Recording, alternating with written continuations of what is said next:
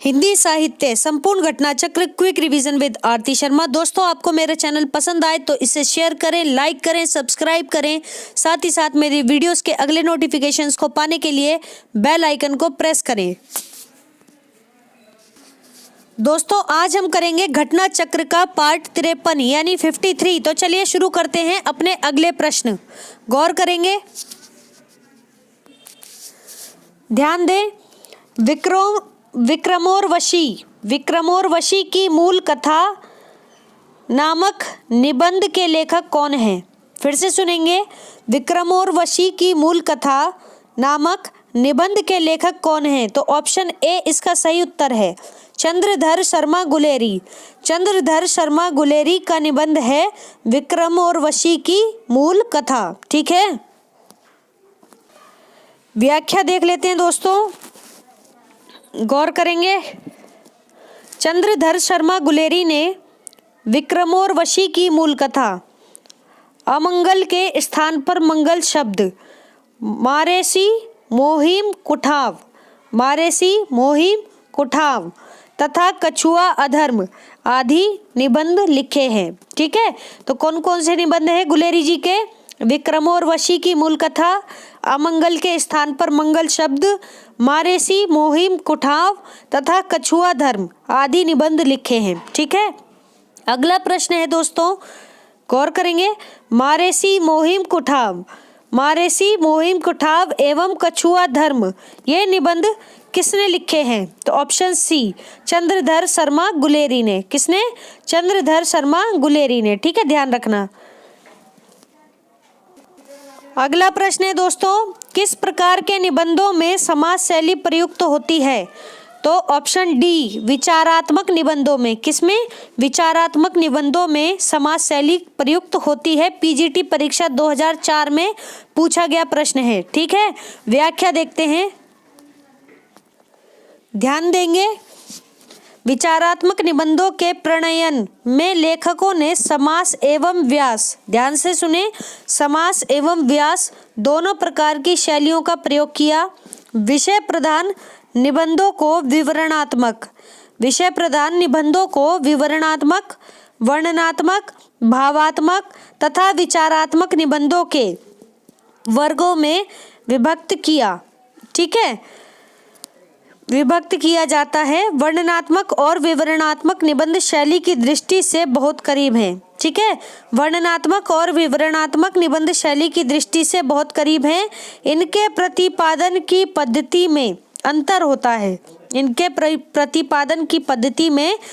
होता है। विचारात्मक निबंधों की प्रतिपादन की पद्धति को ध्यान में रखते हुए विश्लेषणात्मक अथवा विवेचनात्मक निबंध भी कहा गया है। ठीक है, विचारात्मक निबंधों की प्रतिपादन की पद्धति को ध्यान में रखते हुए विश्लेषणात्मक अथवा विवेचनात्मक निबंध भी कहा गया है। इस प्रकार के निबंधों को सूत्रात्मक वाक्य रचना की शैली वाला निबंध भी कहते हैं। ठीक है, सूत्रात्मक वाक्य रचना की शैली वाला निबंध भी कहते हैं। यही समास शैली है। क्या है?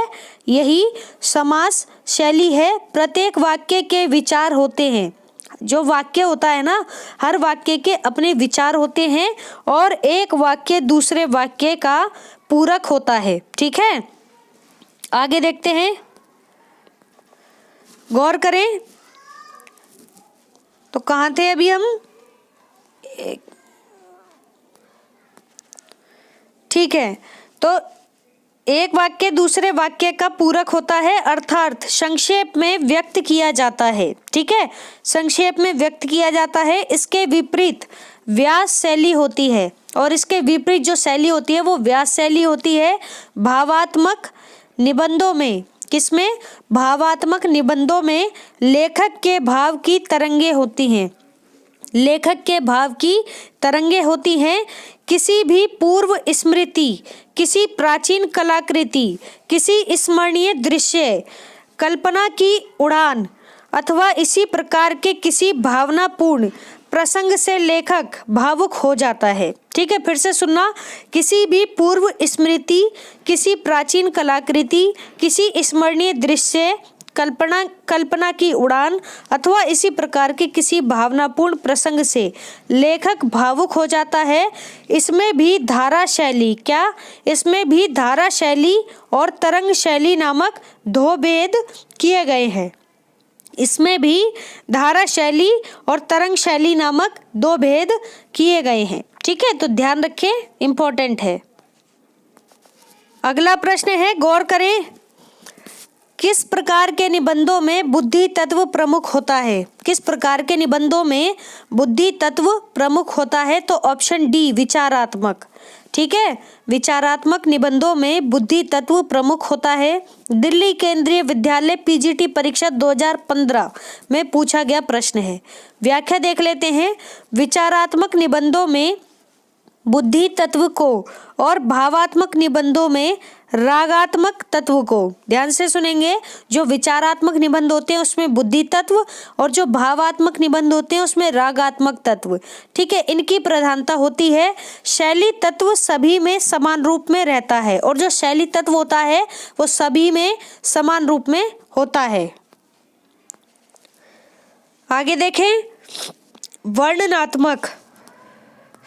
वर्णनात्मक और विवरणात्मक दोनों ही प्रकार के निबंधों में कहीं विचारात्मकता तो कहीं भावात्मकता की प्रधानता है। ठीक है, वर्णनात्मक और विवरणात्मक दोनों ही प्रकार के निबंधों में कहीं विचारात्मकता तो कहीं भावात्मकता की प्रधानता हो सकती है। विचारात्मकता एवं भावात्मक का भी मिश्रण होना संभव है। ठीक है, तो ये बातें ध्यान रखेंगे। तो दोस्तों, ये थे हमारे निबंध। अब हम देखेंगे अपना अगला विषय, नाटक एवं एकांकी। तो जरा गौर करेंगे नाटक एवं एकांकी पर। ठीक है, तो चलिए शुरू करते हैं अपने अगले प्रश्न। संभवामी युगे युगे, ध्यान से सुने, बहुत ही इंपॉर्टेंट है, प्रश्न आया हुआ है। ठीक, संभवामी युगे युगे नाटक के रचयिता कौन है? तो यहाँ पर नाटक की बात हो रही है। पहले ऑप्शन ए इसका सही उत्तर है, जी जे हरिजीत। ठीक है, ध्यान रखें, जी जे हरिजीत का नाटक है संभवामी युगे युगे। ठीक है, संभवामी युगे युगे, जी जे हरिजीत। व्याख्या देखते हैं, गौर करेंगे दोस्तों। संभवामी युगे युगे नाटक के रचयिता जी जे हरिजीत हैं। कौन? जी जे हरिजीत हैं। इनका यह नाटक सामाजिक एवं पौराणिक नाटक है। कैसा नाटक है? सामाजिक एवं पौराणिक नाटक है, जो सन 1980 में, कब? 1980 में प्रकाशित हुआ था। ठीक है, इस नाटक को कर्नाटक सरकार से पुरस्कार भी प्राप्त हुआ है। कौन सी सरकार से? कर्नाटक सरकार से। तो ये कहाँ की बात है? दक्षिण भारत की। ठीक है ना, कर्नाटक। आगे देखें, अन्य महत्वपूर्ण तथ्य भी देख लेते हैं। हरिजीत जी ने कन्नड़, अंग्रेजी तथा हिंदी, कौन सी? कन्नड़, अंग्रेजी तथा हिंदी भाषाओं में नाटकों की रचनाएं की हैं। रंगायन, कौन सा? रंगायन, खरगोश की नौकरी इनका एक एकांकी संग्रह है। तो पूछा जाएगा कि खरगोश की नौकरी ये किसका एकांकी संग्रह है? तो आप बताएंगे किसका? हरिजीत जी का। ठीक है, पूछा जाएगा रंगायन ये किसका एकांकी संग्रह है? तब आप बताएंगे हरिजीत जी। ठीक है, आगे देखेंगे, हुमायूं उत्तर मृच्छ कटिका, ये इंपॉर्टेंट है, उत्तर मृच्छ कटिका। ठीक है, एक पहिए की गाड़ी, रेल सत्याग्रह, खामोश इमरजेंसी जारी है, खामोश इमरजेंसी जारी है। एक और विक्रम और वशीय, एक और विक्रम और वशीय। ओह यूनिवर्सिटी, सम्राट स्कंदगुप्त, प्रिंसिपल परशुराम, विद्रोही, एक संघर्ष कथा। फिर है वैतरणी के पार, ये इंपॉर्टेंट है, वैतरणी के पार। ये नाटक हैं किसके? हरिजीत जी के। ठीक है, कौन से? हुमायूं, उत्तर मृच्छ कटिका, एक पहिए की गाड़ी, रेल सत्याग्रह, खामोश, इमरजेंसी जारी है। एक और, विक्रमोर्वशीय, ओह यूनिवर्सिटी, सम्राट स्कंदगुप्त, प्रिंसिपल परशुराम, विद्रोही, एक संघर्ष कथा, वैतरणी के पार। ये सभी नाटक है किसके? हरिजीत जी के। ठीक है। अगला प्रश्न है दोस्तों, इनमें से नाग बोडस द्वारा लिखित नाटक है। ठीक है, तो ऑप्शन ए इसका सही उत्तर है खूबसूरत बहू। ठीक है, खूबसूरत बहू नाग बोडस द्वारा लिखित नाटक है।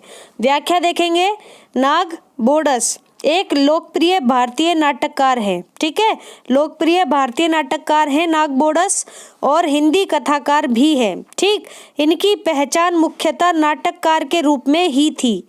किसके रूप में थी? नाटककार के रूप में ही थी। इनकी रचनाएं कौन कौन सी हैं? गौर करेंगे। खूबसूरत बहू, थेकू बाबा लोचन दास, नर नारी, कृति विकृति आदि, ये सभी क्या हैं? नाग बोडस की रचनाएं हैं। ठीक है, ध्यान रखेंगे। अगला प्रश्न है दोस्तों, नाटक और नाटककार की दृष्टि से एक युग्म अशुद्ध है। नाटक और नाटककार की दृष्टि से एक युग्म अशुद्ध है, कौन सा है वो? ऑप्शन डी, आषाढ़ का एक दिन सुरेंद्र वर्मा का नहीं है। ठीक है, ये किसका नाटक है? मोहन राकेश द्वारा रचित नाटक है आषाढ़ का एक दिन।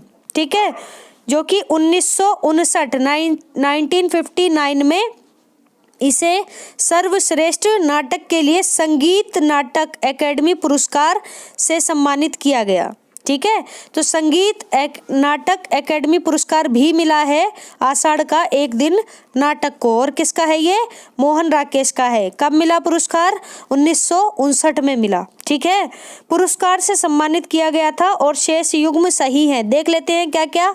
चारू मित्र किसका नाटक है? तो दोस्तों ये है राजकुमार वर्मा का। ठीक है, फिर है एक घूंट, ये किसकी है? एकांकी है जयशंकर प्रसाद। ठीक है, जयशंकर प्रसाद। फिर है टूटते परिवेश। ठीक है, ये किसका है ये? विष्णु प्रभाकर का। ठीक है, टूटते परिवेश, ध्यान रखें, विष्णु प्रभाकर। अगला प्रश्न है दोस्तों, डैश हिंदी का प्रथम मौलिक नाटक है। डैश हिंदी का प्रथम मौलिक नाटक है, तो क्या है? ऑप्शन ए, आनंद रघुनंदन हिंदी का प्रथम यानी पहला मौलिक नाटक है। ठीक है, ध्यान रखें। गौर करेंगे जरा, व्याख्या देख लेते हैं। महाराज विश्वनाथ सिंह कृत आनंद रघुनंदन अनुमानतः, यानी कि निश्चित समय नहीं है, अनुमान लगाया जा रहा है 1700 ईस्वी। कब? 1700 ईस्वी। ठीक है, शास्त्रीय नियमों के अनुसार नांदी विष्कंभक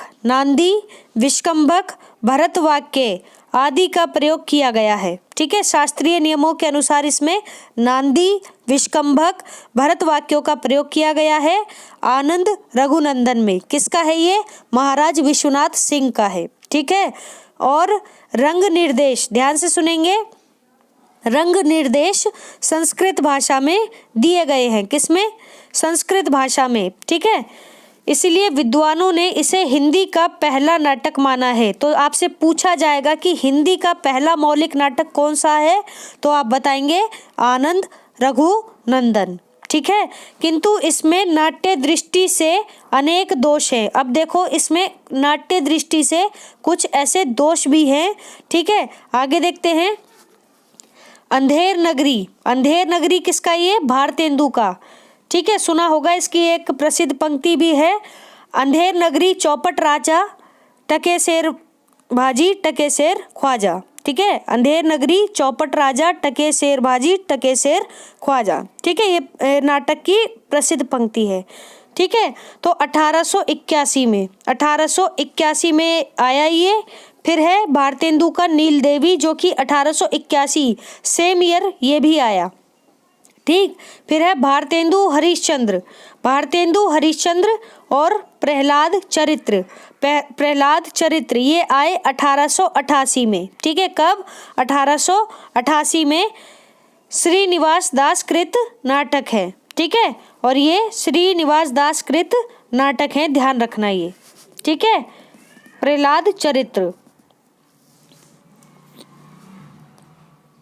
अगला प्रश्न है दोस्तों, गौर करेंगे। बाबू तोताराम ने जोसेफ एडिसन के नाटक, कौन सा नाटक? जोसेफ एडिसन के नाटक कैटो, कौन सा? कैटो का अनुवाद किस नाम से किया है? देखो, जोसेफ एडिसन का एक नाटक है कैटो, जिसका अनुवाद किसने किया? बाबू तोताराम ने। अब बताना है किस नाम से किया, तो ऑप्शन बी कृतांत। ठीक है, कृतांत नाम से कैटो का अनुवाद किया बाबू तोताराम ने। ठीक है, और कैटो किसकी रचना है, किसका नाटक है? जोसेफ एडिसन का। ध्यान रखेंगे। व्याख्या देखते हैं। बाबू तोताराम ने जोसेफ एडिसन के नाटक कैटो का अनुवाद कृतांत नाम से 1879 में किया। ठीक है, ध्यान रखें। तो दोस्तों, हमारा आज का ये वीडियो यहीं समाप्त होता है। Thanks for watching. अगर आपको मेरे वीडियोस पसंद आ रहे हैं तो इन्हें शेयर करें, लाइक करें, मेरे चैनल को सब्सक्राइब करें। साथ ही साथ मेरे वीडियोस के अगले नोटिफिकेशंस को पाने के लिए बेल आइकन को प्रेस करें। धन्यवाद दोस्तों।